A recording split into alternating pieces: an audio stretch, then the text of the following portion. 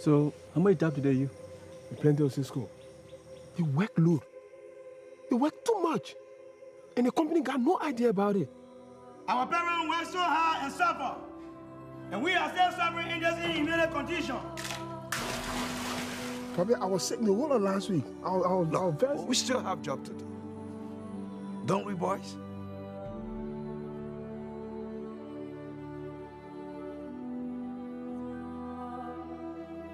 We struggle too long. We work too hard. We have to change this today. We are passing a strike. Now! What do you want? What do you want? What do you want? What do you want? Man, it's how long are you going to be continuing like this now? Just waste more, man. I want to do right now. Just waste more. If we sit here, we shall die. I was telling you, man. I was cheating that woman. Melvin, you were glad you moved to America? What are you trying to say? I'm trying to say the way you want to run away to go to America. Why can't we go to America? We begged them to break our backs. We begged them to treat all like dogs. Two heads are not equal. That does not risk the same thing. We're not the same. Maybe you will understand someday.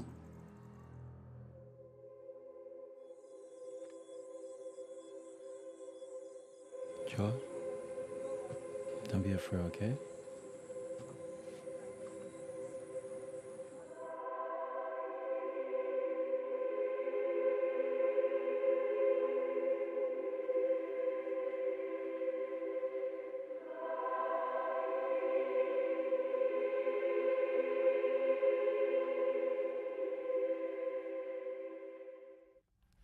Amazing. What a powerful film.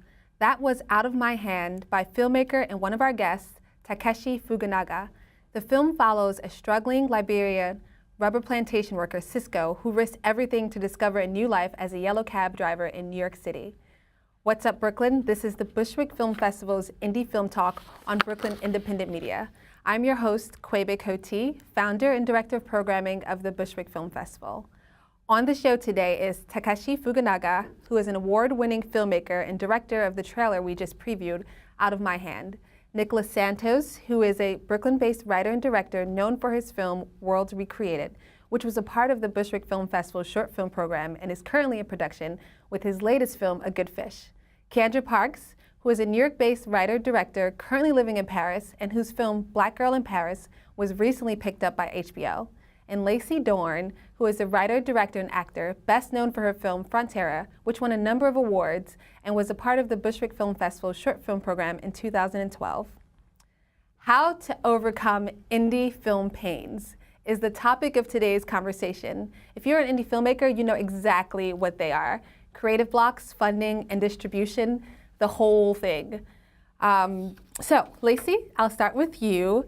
And everyone, please feel free to jump in. What are some of the difficulties you face as an independent filmmaker? Big question. I think everyone here would agree that it's a small, or maybe not so small, miracle to actually finish a film. You have to start with convincing people that your crazy idea is good enough to fund it so you can start the process.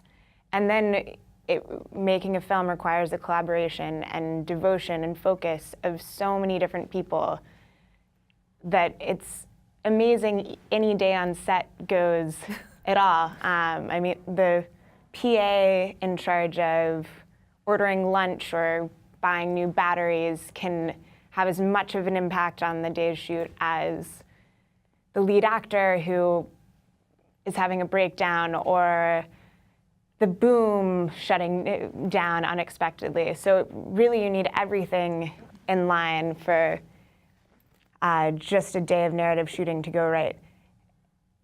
Many issues. And in a documentary, it's all about capturing spontaneity. So you need to be at the right place at the right time, have everything working smoothly.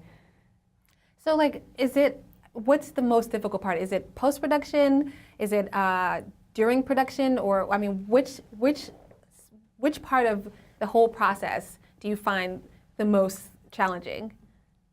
Anybody can jump in. I feel like each different process has its own set of nightmares that you can run into. With pre, I always feel like it's more funding, and I always feel like that's the biggest obstacle in any film. And then there's casting. And then with production, anything can go wrong, and it's all just about being able to solve those problems while things are going wrong during production. And then post is basically you're even retelling the story a different way than it was in the script, a different way it went during production, and you basically just have to reassemble that into what works from there. Yeah. And Takeshi, I mean, your film, you just shot it in Liberia. That's a international setting. Like what challenges did you run into? I know, I mean, did you have some electrical challenges? Because I know that the country is. Shooting Liberia, I don't know where to begin really. There are so many challenges we faced, and one of them is, like I said, electricity. We had to run generator, when we have any. Even if you're shooting in the daytime, we still have to run it for the data transfer station. And weather was one of the problems. Like it was dipping into the rainy season, and then just so many days that the shoot got stopped because of the rain, because it's not the kind of rain we used to. It's just like really hard, like harsh rain, and then like the sun was so harsh too. But I mean. At the end of the day, we had such a overwhelming support from the community and the Liberia Movie Union, and of course, cast and crew, and we got all we needed to get there, and then it was just a very, very special experience I had. Did the Liberian government or any other international organization help support the film? Liberia government. I mean, kind of indirectly, because Liberia Movie Union is an affiliation of a government, and then all the funding is coming from that government, and so whatever they do, the movie union is part of what government do, kind of. So we had a great support from them, and that made the whole shoot and getting permission much smoother, and then right now we are trying to shoot the rest of the movie in New York, and then the government is going to fund for the travel expenses for the cast and crew. Okay, amazing. And Keandra, I know you also shot a film internationally. Yeah. You shot in Paris. Tell us about Black Girl in Paris, and what are some of the things you faced in the process? Wow. Well, first of all, we shot on 35mm film. And we had the film donated by Kodak, some of the film donated by Kodak. And so we had to take the film with us. And a portion of it got stuck in customs. So we were actually on set shooting a film, and we ran out of film, and customs still would not give us our film. So we had to rearrange shooting days and go to customs and beg them and pay them €500 to get the film out of customs. And then when we got the film out of customs, we tried loading. We got down to the last roll of film, and we tried loading it, and someone had dropped it, and it was bent. The core was bent. Okay. And my producer and I, because we're film students, we actually know how to handle film. But it was a Saturday at noon in Europe. Everything closes. So we went to Panavision, and we were like, is there anybody who could re-spool this film for us? And they were like, no, but we can give you a dark room, and you'll have to go in there and do it yourself. And we looked at each other, and we were like, come on, girl, we got to do this. We got to make this happen. This is the last roll of film. We have no money to buy more film. Yeah. And we went in a dark room and re-spooled a 35mm can of film. Wow. And it was tough, but we did it. And we didn't know if we had spooled it on the right side until we got it developed. And luckily, we learned enough at NYU that we did it correctly, but it was tough. That's definitely an indie film pain. Yes. Luckily, you went to film school for that. So did the French government support you guys at all, or was it all funded? No, the French government did not support us. It was a student film, Okay. And we didn't spend enough money to actually make, for it to make sense for the French government to support us. And none of us were citizens. The two actors, one was British and the other was American. And in the European Union, you have to have a certain amount of points before the French government, which is either meaning that you have actors who are French, you have all French crew, so they, that's the way that they organize funding for the French films. So we didn't get any French funding, but we did get a lot of donations. We got the camera donated. We got $1 million,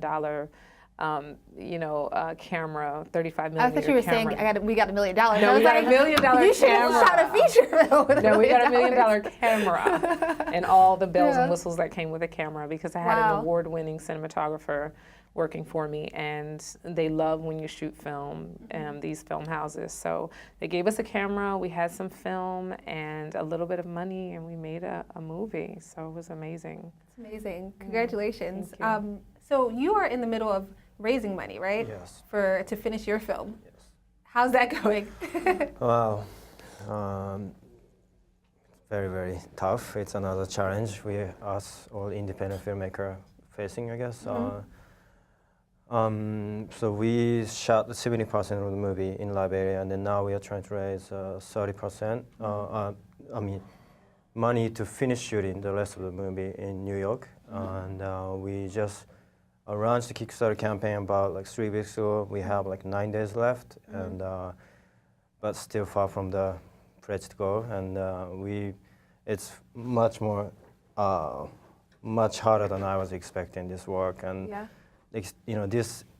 You mean raising the money? Raising the money. I mean, just all the arranging events and then contacting people, and then just.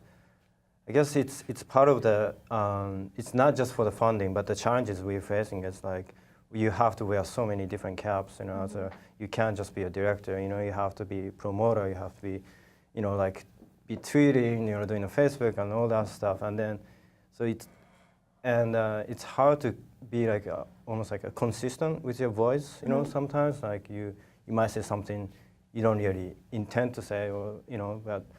You have, I guess you just have to be very aware of like what you're what you have to do, and then what you have to like protect as your I definitely understand what it means to like wear many hats for sure. And speaking of raising money, I know, Nicholas, you have a lot of short films on your website, and I'm interested, like how are you able to consistently create them and produce them and distribute them? It's definitely a mix of our own funds and then funds we raise. With Worlds We Created, which was in the Bushwick Film Festival last year, we raised around $10,000 on Kickstarter. With the last one, we just did a Good Fish, which we just finished. That was all of our own funds, and hopefully we're planning on using that short film to try to help fund the feature version of that. So. And when you say we, what do you mean by we? My fellow colleagues at our production company called Bull Moose Pictures. Okay, so your production company produces all of your films? Yeah, we kind of trade off on who directs and who produces, and then we kind of just help each other out. And yeah. That's definitely a film school style, right? Yeah. That's another one of the hard things is finding crew to work on your film, because a lot of times you don't have money to pay people, and and it's unfortunate, but you want to pay people, and finding crew is a very hard thing. So if you have like a production company where you direct sometimes and someone else does producing, it can be very helpful. Especially as a young filmmaker, I think a lot of people who are out there as crew haven't quite figured out what they're passionate about. Or there's some people who have and some people who haven't. So someone might sign on to do sound for your film, not having that much experience to try it out. They decide partway through they're not that into it, and it reflects in their work because you're not able to pay them for it. But you also find really amazing collaborators who are discovering their passion by the same virtue. So has it helped that James Franco was on your documentary? Did that help you raise more money, or? So for that documentary, definitely. I met investors at Sundance, and then with the help of Rabbit Bandini, Franco's production company, raised money although we need a little bit more, for that future doc. And what is it called again? I'm sorry. It's called Metamorphosis Junior Year as of now. And there's a teen suicide epidemic in Palo Alto while I was an undergrad at Stanford in Palo Alto. And we followed a group of teenagers in the high school system, putting on a play about what was going on in the community and coping through the arts rather than more negative methods. So it's a big project. Yeah. Yeah. So let's get to the next topic, distribution. Now that's also like a little bit of a gremlin sometimes. Like it's so hard to get a distributor. Have any of you guys worked with distributors before? And if you have, what has been the process? You know, I'm gonna start with Keandra because you just recently got picked up by HBO, right? Right. And that happened through a film festival called the American Black Film Festival. And one of the advantages of being a part of the American Black Film Festival is that you are automatically linked into distribution through HBO, broadcast and distribution through HBO. And I found that it is a very tedious process because as an independent filmmaker, you have no idea that once your film is picked up, you're going to need insurance for every location that you're going to need a signature that every location owner said it was okay for you to shoot in their location, that every street sign that you have, you've gotten permission to use from the city. Wow. And so, so you don't realize these things when you're shooting. And that's why it's really good to have a good producer and a good line producer who is taking into account everything. And we were in Paris and we were shooting things like the Moulin Rouge. And we had no idea that we were gonna get picked up by HBO, but when HBO was like, okay, do you guys have permission to use the signage? And we went back to the Moulin Rouge and they were like, no, we can't give you permission to use this because we don't like what your film is talking about, the content of your film. So we had to go back after delivering a tape to HBO and edit out pieces of the film that we did not get the right to use. Wow. So when you think about distribution, you don't think about these things when you're making the film. And it's not until probably you get your first distribution deal that you are like, okay, this is an animal, Yeah. So has anybody else had any experience with distributors? No? I'm just beginning on Frontera, which was at Bushwick in 2012. The talks to get it distributed by this company that does online distribution called Snag Films. They actually own IndieWire, which we all, I'm sure, read. So I'm just starting the learning curve, and I'm excited for more people to see it, but also I'm about to make sure that we have all those things in check. I was like, do you have all that in order? And the other thing, you have to purchase an insurance called Emissions and Errors after the film is completely done, and they go through and check everything in your film to make sure there's not like a Coca-Cola sign that hasn't been authorized. So it's like insurance you get for your vehicle, now you have to get insurance for your film. Yeah. Wow, that's so crazy. So, I mean, aside from distributors, I know we talked a little bit about funding.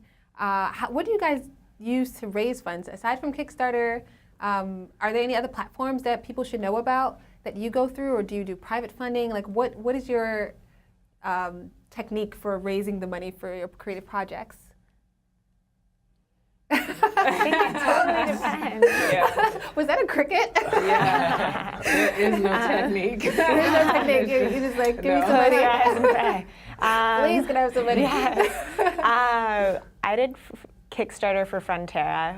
We raised $7,000 and was able to take advantage of access to really great locations to boost that production value. For Metamorphosis Junior Year, we found private investors, and obviously helps to have Franco's production company behind that. They've dealt with creating an LLC and having investors many times more than I. For Darknet Delivered, which is a narrative short that we're in post on, we found a private investor who just really liked the idea and would love to see it turn into a feature one day. Which was pretty cool. All low budget, so not a huge ask. And on the I did an art documentary on Frank Bedart with James Franco, and that was so low budget. We were just attached shoots onto other shoots and did it all out of pocket for practically nothing. So that's my experience. Not very informative, maybe. Takeshi, I mean, I know you're funding, but how did you raise the money for the first half of the film? Well, it was all from. I mean, it's not an exciting story. It's a rather sad story. I mean, I used up all my saving I had. I mean, which I saved up to be able to shoot that, and then have some support from my family. And aside from that, I was lucky enough to find this private investor who believed in what I was trying to do and then supported me. But that was all the funding, how we put together the funding to be able to shoot there. And so we knew that we don't have enough to shoot the film all the way to the end, But we knew that at least we're going to have something to show to raise the money, which is now we are using it. So how come you were so passionate about shooting the film in Liberia? Like, what's your connection? Well, it's not so much about Liberia necessarily because, well, first of all, I found the story or the story about the rubber plantation in Liberia through working on this documentary about the subject, same subject. And then I was really moved by seeing like how positive people are, and then how how people still hold dignity despite the very severe working condition. And when I was trying to come up with an idea for my first feature, I wanted to do a story about the immigrant in New York, and then just naturally I thought about that as the background for the character. And yeah, I mean, when I first started, working on this project, I was questioning myself. Is it okay for me to tell a story about this person from Liberia? But then I saw that what I really want to do is to tell a universal story, and then there shouldn't be any border for that. So. Cantor, did we already talk about what your techniques are? Well, for financing? Yeah, for financing. I was pretty lucky with my first film and my second film that I just finished shooting. I was awarded the Spike Lee Fellowship Production Fund for this most recent film that I shot in Paris. And the film before that, I had a few angel investors. And one of the things that one of them taught me, because I was very afraid to ask for money, is like, you have to ask. And they were like, I'm not going to give you money unless you ask me for money. And so, I spent hours talking about my film and how great it's going to be and all the things that I wanted to do, but I was afraid to ask for money. So you just have to be brave enough to ask. One of the things that I'm learning now is I'm actually working with a lawyer who helped me with all the processes through the distribution and licensing with HBO. And I'm actually working with a sales agent now. And one of the things that I've learned is attaching talent to your films. If you can write for talent, like right now the next screenplay that I'm writing specifically for someone and presenting it to them. If you can get talent attached, really good, big name talent, then there's a better chance that you can get a sales agent to sell it. And for me, having some experience in Europe, Europe sales agents sometimes can get more money because there's a wider territory in Europe for selling American films rather than just one domestic U.S. market. There's France and Germany and all sorts of European countries and Asian countries and stuff like that. So finding out about sales agents and everything that goes along with that is very helpful in understanding. Yep, those definitely are very layered ways of raising money. And having just not only talent, which is probably the biggest help in raising money in my limited experience, but also just the whole, as much of a team together before you go and ask that on paper has complementing strengths is a huge help. Yeah. Getting it so you have as close to a ready to go package as possible before you're like, here, help me, look what I have. Yeah, I would totally agree because I would not have been able to get 35 millimeter camera or film without attaching my cinematographer who had just won an award at Tribeca for cinematography. So absolutely right, you have to have a great team. Who's your cinematographer? Shlomo Gadar. Okay, you mentioned him a few times. I'm like, who is this guy? He's amazing. He won Best Cinematographer at Tribeca last year. Okay. And for which film? Una Noche. Oh, it's really? A film by Lucy Lucy Malloy. Yeah. I love her in the film. She's amazing. Yeah. So, I mean, we're going to wrap it up a little bit, but before we move on, Bulmos Film Pictures. How do you guys raise the money for your productions? It's always from a variety of different sources, personal, Kickstarter, small investors. We haven't made the jump to features yet, so right now we're really preparing on how to make our pitch and our film as marketable as possible, and how we're going to really looking into attaching some more producers and a casting agent, which I know can go pretty far. So we're really just like entering that world as we're trying to make that jump with a couple projects that we have in development. So hopefully it works out. Yeah, hopefully it does. Speaking of Una Noche, though, we did have a special screening of it at the Bushwick Film Festival last year. Amazing film. Yeah, it was really good. So the last topic is creative blocks, right? Which is like a big indie film pain, especially since you're like working a job or trying to find money or wearing so many different hats. Like, how do you get through your creative blocks? For me, when I'm trying to create, to get over blocks, I do like a bunch of like meditation, I'll do like a long walk, and I'll do all these like different things to try to get through it. How do you push through it? And who wants to start? I'll start. Yeah. For me, mostly I make films about Black women, and they're very personal. So what helps me is I write about things that things that frighten me or things that scare me in my own personal life, and I just spend maybe 20 minutes and I write nonstop about things that scare me or things that, topics that I want to talk about, and that kind of opens me up to think about characters and what they might be afraid of or what motivates them, that sort of thing. So I use myself as a muse, I guess. And I feel with writing with creative blocks, I think the important thing is just keep writing, no matter if you think it's a bad idea or not, and just keep going. And if anything, it'll show you where not to go with what you're writing and what you're working on. So I think it's to try to write through that writer's block instead of just sitting there being like, I have no ideas. Yeah. Yeah, I agree with you on that. I mean, I watched this like amazing video with a voice from Ira Glass. Like, is that, am I pronouncing it right? Yeah. Hourglass? Ira Glass? Yeah, oh, okay. Yes, you're right. Sorry. But anyway. Is it Hour? There's this amazing video called The Gap. Yeah. It talks about gap between like what you envision and what you actually come out of, and then but what makes you go beyond the gap is just the volume of work, and then I think it's very true that like you always have a gap, you always face run into like disappointment sometimes, but you just have to keep doing what you believe in, and sometimes it pays.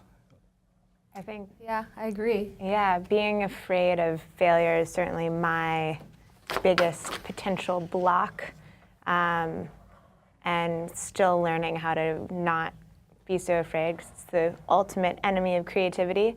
But if I'm stuck writing, bringing on a writing partner just to talk through things has really been helpful for me, and accepting that it might take time and letting it fail and then reiterating a script or an edit is always a really constructive process, I think. Yeah, I would say also making writing habitual, making it a habit that you do all the time is important. I agree, and I have to say that indie filmmakers definitely have a passion and a deep love for the craft, so that's definitely one thing that gets us through the block. Well, folks, I hate to say goodbye, but our time's up. Hopefully we were able to offer some helpful tips and insights. Warm thank you to all of our guests, and for you for tuning into Brooklyn Independent Media.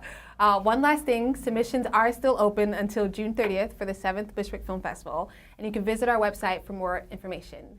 To take us out, here is the trailer for Keandra Park's Black Girl in Paris.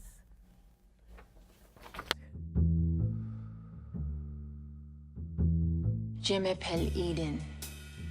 Je suis